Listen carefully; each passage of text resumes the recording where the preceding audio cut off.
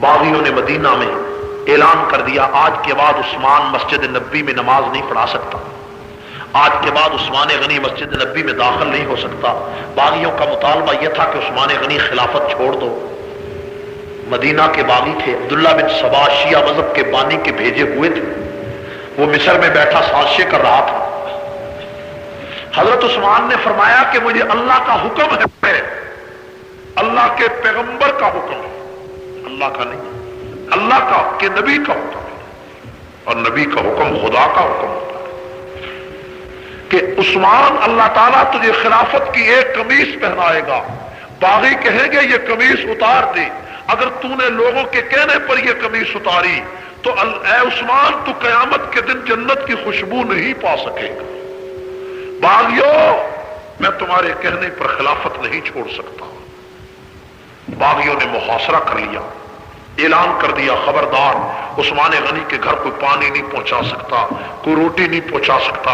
5 دن گزر گئے، 10 دن گزر گئے، مدینے کا یہ مظلوم جس نے ساری زندگی اپنے دشمن کو بھی گالی نہیں دی تھی، اپنے گھر کے ملازم کو بھی اف نہیں کہا تھا، آج 82 سال کا یہ بوڑھا انسان قرآن کی تلاوت کر رہا ہے، لیکن اس کو پانی پینے کی اجازت نہیں ہے، کھانا کھانے کی اجازت نہیں ہے۔ 82 سال کا بوڑھا ہے، سفید داڑھی ہے، روتا ہے اور قرآن پڑھتا ہے۔ میرے بھائیوں 10 دن گزر گئے، 15 دن گزر گئے، 20 دن گزر گئے، حضرت علی تشریف لائے، فرمایا امیر المومنین، حضرت علی تشریف لائے، امیر المومنین ہمیں حکم کر دیں، ہم باغیوں کا مقابلہ کریں، ان کو مدینے سے نکال دیں۔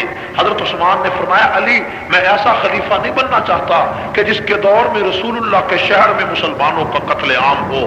میں ذبح ہو سکتا ہوں، میں ٹکڑے ہو سکتا ہوں، لیکن مدینے کے شہر میں لڑائی کا آغاز نہیں کر سکتا ہوں۔ حضرت عثمان غنی نے حضرت علی سے کہا کہ اگر تم میرے ساتھ محبت کرتے ہو آرام سے گھر میں بیٹھ جاؤ۔ مغیرہ بن شعبہ آئے، امیر المومنین ہم آپ کو ملک شام بھیج دیتے ہیں، حضرت امیر معاویہ کے پاس ہم مکہ بھیج دیتے ہیں، آپ حج کرائیں۔ حضرت عثمان غنی رضی اللہ تعالیٰ عنہ نے فرمایا مغیرہ میں دکھوں کی اس گھڑی میں رسول اللہ کا شہر نہیں چھوڑ سکتا، پیغمبر کا پڑوس نہیں چھوڑ سکتا۔ 25 حضرت عثمان غنی رضی اللہ تعالیٰ عنہ کے پاس 25 دن کے بعد حضرت علی تشریف لائے، فرمایا امیر المومنین بھوک لگتی ہے کیا کرتے ہو، پیاس لگتی ہے کیا کرتے ہو؟ تو عثمان غنی نے فرمایا علی بھوک لگتی ہے قرآن پڑھتا ہوں، پیاس لگتی ہے نماز پڑھتا ہوں۔ مدینے کا مظلوم ہے، قرآن کی تلاوت کر رہا ہے، نماز پڑھ رہا ہے، تیمم کر رہا ہے۔ 25 دن 30 دن گزر گئے، 35 دن گزر گئے، مدینہ میں کوہرام بچا ہوا ہے، باغی مکانوں کی چھتوں پہ، دروازوں پہ، گلیوں میں کھڑے ہیں، محاصرہ جاری ہے، بغیر جرم کے، بغیر قصور کے، بغیر الزام کے، بغیر خطا کے۔ 37 دنوں کے بعد حضرت عثمان غنی مکان کی چھت پہ کھڑے ہو گئے، فرمایا باغیوں میری بات سنو۔ سب باغی جمع ہو گئے، باغیوں تم مجھے نہیں پہچانتے میں کون ہوں؟ کیا میں وہ عثمان نہیں ہوں جس کے گھر میں رسول اللہ کی 2 بیٹیاں تھیں؟ کیا میں وہ عثمان نہیں ہوں جس نے میٹھا کنواں پانی کا خرید کر وقف کیا تھا؟ میں تم سے بھیک نہیں مانگتا، جو کنواں میں نے خرید کر وقف کیا تھا، آج اسی کنویں سے تم مجھے 2 قطرے پانی کے پینے کی اجازت کیوں نہیں دیتے؟ جو میں نے مسجد نبی کی جگہ خرید کر وقف کی تھی، اس مسجد کی میری خریدی ہوئی جگہ پر تم مجھے 2 رکعت پڑھنے کی اجازت کیوں نہیں دیتے؟ باغیوں میں وہ عثمان ہوں جس کو 6 مرتبہ نام لے کر پیغمبر نے جنتی کہا ہے۔ باغیوں نے کہا عثمان خلافت چھوڑ دو۔ حضرت عثمان غنی نے فرمایا میں رسول اللہ کے حکم کی خلاف ورزی نہیں کر سکتا، حضرت عثمان مایوس ہو کر پریشان ہو کر مکان کی چھت سے نیچے اتر آئے. حضرت علی کو پتہ چلا، انہوں نے اپنے بیٹے حسن اور حسین کو بلایا، فرمایا بیٹو جاؤ اپنے چچا عثمان کے دروازے پہ پہرا دو، مجھے شک ہے کہیں باغی دروازہ توڑ کر اندر نہ چلے جائیں اور تمہارے چچا کو شہید نہ کر ڈالیں. حسن اور حسین تلواریں لے کر آئے، عثمان غنی کے دروازے پر کھڑے ہو گئے. میرے بھائیوں، حسین نے کربلا کے میدان میں پیاسا رہ کے قرآن پڑھا ہے. یہ سبق تو آج چچا کے دروازے سے حسین سیکھ رہا تھا. 37 دن گزرے، 38 دن گزر گئے، 39 دن گزر گئے.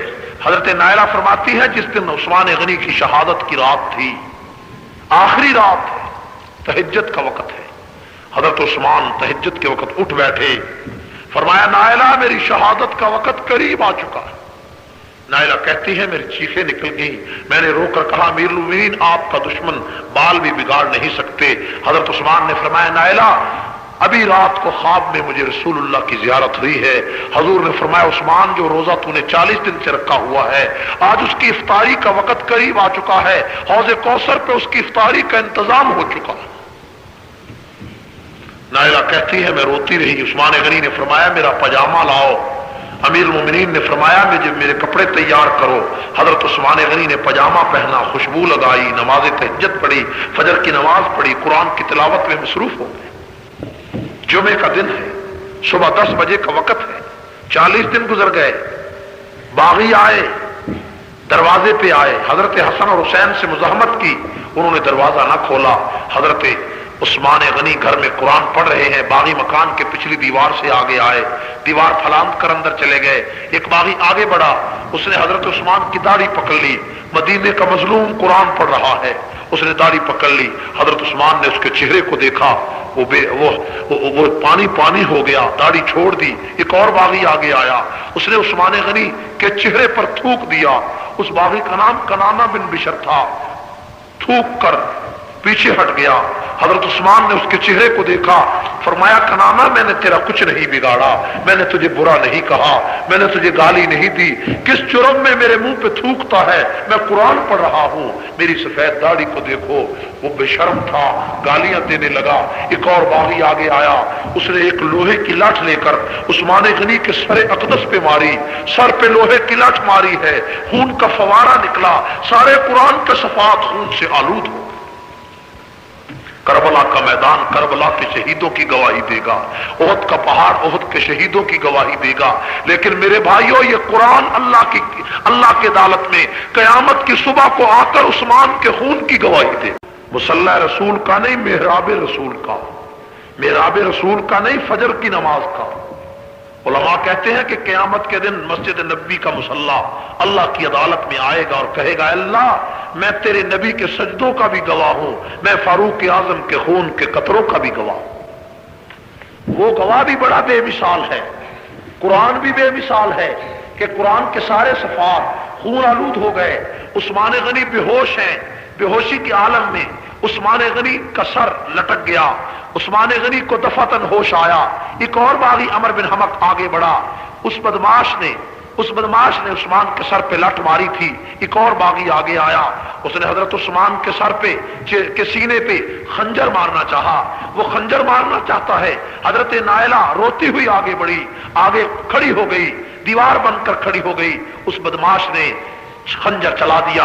حضرت نائلہ کی انگلیاں کٹ کر زمین پر گر پڑی. عثمان غنی نے دفعتاً دیکھا، آنکھوں سے آنسو نکل آئے. اے اللہ میری ناموس پہ حملہ ہو گیا ہے، میری عزت کو آج تیرے سوا بچانے والا کوئی نہیں. حضرت عثمان نے کلمہ شہادت پڑھا، جان جانے جانا کے سپرد کر دی. ایک اور باغی آگے آیا، اس نے حضرت عثمان کے بازو پکڑے. بوڑھے انسان کو، 82 سال کے بوڑھے انسان کو، مدینے کے مظلوم کو، جس نے دشمن کو بھی کبھی گالی نہیں دی تھی. حدیث میں آتا ہے، روایات میں موجود ہے، عثمان وہ حیا والا انسان ہے کہ جس نے 82 سال تک غسل خانے کے اندر بھی کپڑے اتار کر غسل نہیں کیا تھا. آج اپنے گھر میں قرآن کے اوپر شہید ہو کر گر پڑا ہے اور اس کے بازوؤں کو پکڑ کر مکان سے گھسیٹا گیا اور مکان کے صحن میں کوڑا کرکٹ پر لا کر لاش کو پھینک دیا گیا. باغیوں نے اعلان کیا خبردار عثمان کا جنازہ کوئی نہیں اٹھا سکتا، عثمان کو کفن کوئی نہیں پہنا سکتا، عثمان کی قبر کوئی تیار نہیں کر سکتا۔ میرے بھائیوں ایسا ظلم دنیا میں کبھی نہ ہوا ہوگا۔ نائلہ کہتی ہیں میں مظلوم مدینہ کی لاش پہ بیٹھی ہوں، سارا چہرہ خون آلود ہے، میرے دل نے چاہا کہ میں اس مظلوم کے چہرے پہ کپڑا ڈال دوں، میں نے مکان میں دیکھا کپڑا کوئی نہ بچا تھا، سارے کپڑے کو آگ لگ گئی تھی، سارا سامان جلا دیا گیا تھا، میں نے سر کا دوپٹہ اتارا عثمان کے مظلوم مدینہ کے چہرے پر ڈال دیا۔ آج سارا دن گزر گیا، مسجد نبوی سے اذان کی آواز نہیں آئی، مسجد نبوی سے نماز کی آواز نہیں آئی۔ حضرت نائلہ ساری رات بیٹھی رہی، 24 گھنٹے گزر گئے۔ میرے بھائیوں جس عورت کا خامد فوت ہو جائے اس کا بھائی آتا ہے، اس کا بیٹا آتا ہے اور اس کا باپ آتا ہے، سر پہ ہاتھ رکھتا ہے، بیٹی کوئی بات نہیں، تیرا سہاگ گزر گیا تو کوئی بات نہیں، ہم تیرے وارث موجود ہیں، بہن کوئی بات نہیں، ہم تیرے وارث موجود ہیں۔ لیکن نائلہ 24 گھنٹے عثمان کی لاش پہ روتی رہی، اس کو تسلی دینے کے لیے مدینہ کی گلیوں سے کوئی نہیں آیا۔ میرے بھائیوں حضرت عثمان غنی کی لاش پہ نائلہ بیٹھی ہے، صبح 10 بجے کا وقت ہے، 24 گھنٹے گزر گئے ہیں۔ حضرت نائلہ فرماتی ہیں کہ دفعتاً ایک آدمی نے دروازہ کھولا، دروازہ توڑ کر اندر داخل ہو گیا۔ میں نے کہا کوئی عثمان غنی کا غم گسار ہوگا جو دکھ بٹانے آیا ہوگا، میرے ساتھ غم گساری کرے گا۔ لیکن قریب آ کر اس بے ایمان نے قریب آ کر عثمان کے چہرے سے کپڑا ہٹایا اور ایک زوردار تمانچہ عثمان کے چہرے پر مارا، تمانچہ مار کر تھوک کر چلا گیا۔ نائلہ کہتی ہے میں چیختی رہی، اللہ کی طرف منہ کر کے کہا اللہ عثمان کا کوئی قصور نہیں تھا، یہ تو قرآن کا شہید ہے، یہ تو شہید قرآن ہے، اے الہ العالمین اس کی ناموس کو تیرے سوا بچانے والا کوئی نہیں ہے۔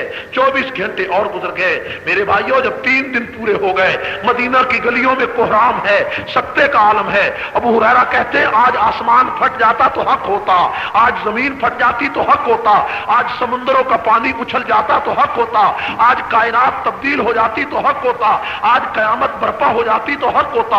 3 دن گزر جانے کے بعد شیر کی بہن، امیر معاویہ کی بہن، پیغمبر کی بیوی ام المومنین ام حبیبہ سے رہا نہ گیا۔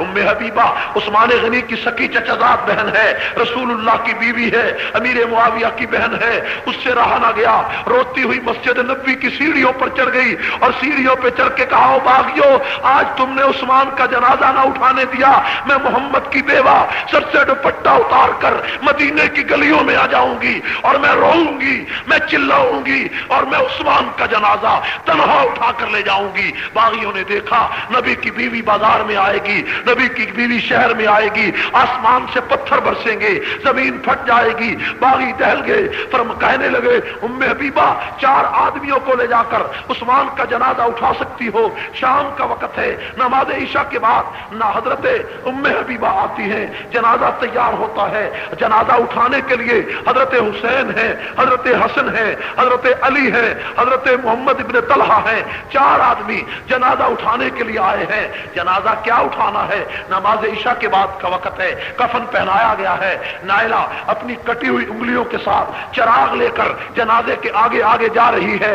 4 آدمیوں سے زیادہ جنازہ کوئی نہیں اٹھا سکتا۔ میرے بھائیوں جب جنازہ اٹھا کر رسول اللہ کے روضے کے قریب پہنچا، پیغمبر کی قبر کے قریب جنازہ گیا، صبر کے سارے بندھن ٹوٹ گئے، صحابہ کی چیخیں نکل گئی، عورتیں مرد گھروں میں بیٹھے رو رہے ہیں۔ نبی کے روضے کے سامنے جنازہ پہنچا، عاطف غیبی سی آواز آئی ٹھہر جاؤ، جنازہ رکھ دیا گیا۔ جنازہ رکھنے کی دیر تھی، کعب ابن مرثیہ میں لکھا جنازہ رکھا گیا تو غیب سے آواز آئی اے روضے میں سونے والے پیغمبر ذرا قبر سے چہرہ اٹھا کر اس مدینے کے مظلوم کو تو دیکھ لے کہ جس کو تو نے 2 بیٹیاں جس کے نکاح میں دی تھی، آج یہ تیرے شہر کی گلیوں میں ایسا مظلوم ہے کہ آج اس کے جنازے میں 5واں آدمی شریک نہیں ہو سکتا۔ اے کعب نے چیخ کر کہا کہ او کعب ابن مالک تو اپنے باپ مالک کی موت پہ روتا ہے، عثمان کی شہادت پہ آنسو کیوں نہیں بہاتا؟ جس کی شہادت سے پہاڑوں میں زلزلہ آیا، جس کی شہادت سے زمین و آسمان روئے، جس کی شہادت پہ قیامت برپا ہو گئی۔ میرے بھائیوں تیرا جنازہ جھنگ کے بازاروں سے گزرے، لوگ پھول برسائے، لیکن مدینے کا یہ قرآن کا مظلوم، یہ شہید مدینہ، یہ قرآن کا شہید ایسا مظلوم ہے کہ جس کے جنازے پہ باغیوں نے پتھر مارے۔ ऐसा भी मजलूम दुनिया में कोई होगा। अल-बिदाया वन निहाया में है, हाफिज इमादुद्दीन इब्ने कसीर ने लिखा है कि जिस दिन उस्मान गनी शहीद हुए, रात को ख्वाब में हजरत हसन ने रसूलुल्लाह को देखा। हजरत हसन फरमाते हैं कि मैंने नाना को जिंदगी भर ऐसा परेशान नहीं देखा कि पैगंबर दीवार के साथ आसरा लगा कर खड़े हैं, और इतने में अबू बकर आए और रसूलुल्लाह के कंधे पर हाथ रख के खड़े हो गए। फिर मैंने देखा फारूक आजम आए और नबी अबू बकर के कंधे पे हाथ रख के खड़े हो गए, और उसके बाद मैंने देखा कि उस्मान गनी आए और उनके हाथों में उनका सर पकड़ा हुआ है, और रसूलुल्लाह के दरवाजे पे आए। फरमाया या रसूलुल्लाह, इन जालिमों से ये तो पूछ कर बताओ कि किस जुर्म में मुझे ज़िबा किया गया। हसन फरमाते हैं ये कहने की देर थी कि अर्श इलाही हिलने लगा, अर्श हिलने लगा और आसमान से जमीन की तरफ खून के दो परनाले बहा दिए गए, और अब दुनिया में इसी तरह बहता रहेगा कि इतने बड़े मजलूम को तुमने ज़िबा किया। अब्दुल्ला बिजली कहते हैं कि मैं मुल्क शाम में गया, मैं क्या देखता हूं कि अमीर मुआविया मस्जिद नबी का दमिश्क की जामिया मस्जिद में खुतबा दे रहे हैं, और उनके एक हाथ में हजरत नायला की कटी हुई उंगलियां हैं और दूसरे हाथ में उस्मान गनी का खून आलूद कुर्ता है। 60,000 सफेद दाढ़ियों वाले शियूख मस्जिद में बैठे हैं। हजरत अमीर मुआविया कहते हैं ओ शाम के लोगों, तुम यहां सोए बैठे हो, तुम्हारे खलीफा को लोगों ने मदीना की गलियों में इस तरह ज़िबा कर डाला जिस तरह गाय को ज़िबा किया जाता है। कहते हैं मैंने देखा 60,000 आदमी ताड़े मार मार कर रोने लगा, और उन्होंने कहा उस वक्त तक चैन से नहीं बैठेंगे जब तक उस्मान का बदला न ले लें, सर पे तेल नहीं लगाएंगे, चारपाई पर नहीं सोएंगे, सर पे कंगा नहीं करेंगे जब तक मदीने के मजलूम का बदला न ले। अबू मूसा अशअरी कहते हैं कि मैं दमिश्क से बाहर एक मर्तबा निकला तो मैंने क्या देखा कि जामिया मस्जिद से बाहर एक आदमी जमीन पे तड़प रहा है, उसके हाथ कोई नहीं, उसके पांव कोई नहीं, उसके जिस्म में कीड़े पड़े हुए हैं। मैं करीब हुआ, उसने कहा अबू मूसा पीछे हट जाओ, मैं बदनसीब इंसान हूं। हजरत अबू मूसा कहते हैं मैंने पूछा तू कौन है? उसने कहा कि मैं वो बदनसीब हूं, मैं वो बदनसीब सौदान बिन हमरान हूं जिसने उस्मान गनी के सीने पे खंजर मारा था, और उस्मान ने बद्दुआ की थी अल्लाह इसके हाथों को तोड़ दे, इसके पांवों को तोड़ दे। वो सौदान कहता है कि ऐ अबू मूसा देखो मेरे हाथ टूट चुके हैं, मेरे पांव टूट चुके हैं, अब सिर्फ जहन्नम में जाना बाकी रह गया। अब्दुल्ला बिन मुबारक कहते हैं मैं खाना काबा का तवाफ कर रहा था, मैंने देखा एक आदमी काबे का तवाफ करता है, तवाफ करने के बाद वो गुलाफ काबा पकड़ के रो रहा है। मैंने करीब होकर सुना कि वो क्या कहता है, गुलाफ काबा पकड़ के कहता है अल्लाह मुझे माफ कर दे, लेकिन मुझे पता है तू मुझे माफ नहीं करेगा। मैंने उसका बाजू पकड़ लिया, तू कौन है? कहने लगा मैं वो अमर बिन हमक बदनसीब हूं जिसने उस्मान के सर पे लोहे की लाठ मारी थी, जिस हाथ से मैंने लाठी मारी थी देखो अब्दुल्ला ये हाथ मेरा लकड़ी बन चुका है, 40 साल से मैं काबे में रो रहा हूं, मेरी सुनवाई कोई नहीं होती। अब्दुल्ला कहते मैंने पांव का ठुड्डा बाहर आकर मारा, मैंने कहा दफा हो जा, रूए जमीन पर तेरे से बुरा कोई नहीं। आज उस्मान गनी आज भी पाकिस्तान में मजलूम है या नहीं? इस मदीने के मजलूम के बारे में खुमैनी अपनी किताब कश्फ-ए इसरार के 107 सफे पे कहता है मैं ऐसे रब को रब तस्लीम नहीं करता जिसने उस्मान जैसे बदकमाश लोगों को खलीफा बना। पाकिस्तान की हुकूमत को और रेडियो टेलीविजन के तमाम डायरेक्टर्स को और अखबारात के एडिटर को एक मरासला लिखा था 10 दिन पहले कि 18 जिलहज को 1 जुलाई के दिन शहादत उस्मान गनी का दिन है। जिस रेडियो स्टेशन से और जिस टेलीविजन सेंटर से और जिस अखबार में हजरत उस्मान गनी की शहादत पर खुसूसी प्रोग्राम नशर न किया गया, ये मरासला दुरुस्त था। और अल्लाह का फजल हुआ कि टेलीविजन में 3 दिन तक उस्मान गनी का प्रोग्राम नशर किया, ये पहला मौका है। और रेडियो में प्रोग्राम नशर किए गए और अखबारात में एडिशन छापे। मेरे भाइयों बिल्कुल अपने मुतालबात का जुलूस निकाल रही है, निकालना चाहिए या नहीं चाहिए? हमारा मुतालबा क्या है? तवज्जो करो। पहला मुतालबा यह है कि 1 मुहर्रम हजरत फारूक आजम की शहादत का दिन है। हजरत इमाम हुसैन के शहादत के दिन 9 और 10 को 2 दिन छुट्टी होती है। हजरत फारूक आजम की शहादत का दिन है 1 मुहर्रम, उसको भी पूरे पाकिस्तान में छुट्टी की जाए। मुतालबा जायज है या नहीं? حضرت فاروق اعظم کی شہادت کے دن ریڈیو ٹیلی ویژن سے خصوصی پروگرام نشر کیے جائیں، اور حضرت فاروق اعظم کی شہادت کی وجہ سے ہی نہیں بلکہ پورے تمام خلفائے راشدین پر خصوصی پروگرام نشر کیے جائیں۔ اور آپ کو میں ایک نئی بات بتانا چاہتا ہوں، چھٹی کے علاوہ یہ جو چھٹی کا مطالبہ ہے کہ فاروق اعظم کے ڈے پر چھٹی کی جائے، باقی دونوں مطالبات پنجاب کی حکومت نے تسلیم کرنے کے لیے مجھے پیشکش کی تھی کہ ہم باقی دونوں مطالبات آپ کے ماننے کے لیے تیار ہیں، آپ یکم محرم کا جلوس بند کر دیں۔ میں نے پنجاب حکومت کے ایک اعلیٰ افسر سے کہا کہ تیسرا مطالبہ بھی جب تک نہیں مانو گے جلوس بند نہیں ہوگا۔ تیسرا مطالبہ ہے کہ یوم یکم محرم کو چھٹی کی جائے۔ کیا کیا جائے؟ میرے بھائیوں، یہ پاکستان سنیوں کا ملک ہے،